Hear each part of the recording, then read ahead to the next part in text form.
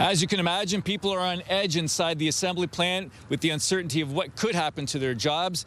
As you know, auto parts can travel across the border up to 7 times before landing in a vehicle. Tariffs will have a major impact on the costs of those vehicles.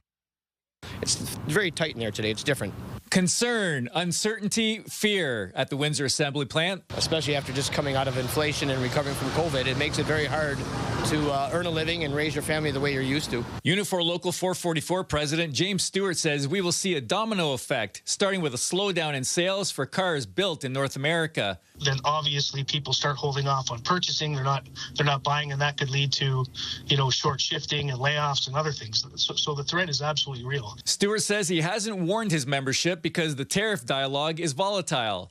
He tells CTV News the union is working to keep the plants running for as long as possible. They are also in talks with all levels of governments to ensure workers are protected as much as possible. We're exercising every part of our collective agreements that have income protection clauses in them should we start seeing plants being idled. Now, Greg Layson, editor of Automotive News Canada, suspects automakers may have rushed shipments out of Ontario into the U.S. in order to build up inventory and prolong the inevitable. While it might not be immediate tomorrow because they've built up their inventories, at some point, those chickens are coming home to roost, and they're going to be paying 25% more for their parts made in Ontario and their vehicles made in Ontario. Layson says the cost of a new car in the U.S. could go up as much as $5,000, but he isn't sure what will happen here. Now, there are some, like Brendan Sweeney, managing director for the Trillium Network for Advanced Manufacturing, who feels trying to build America can't happen. You could spend 4 or 5 years getting a new engine plant up and running somewhere in the United States that could make those engines and building out that whole supply chain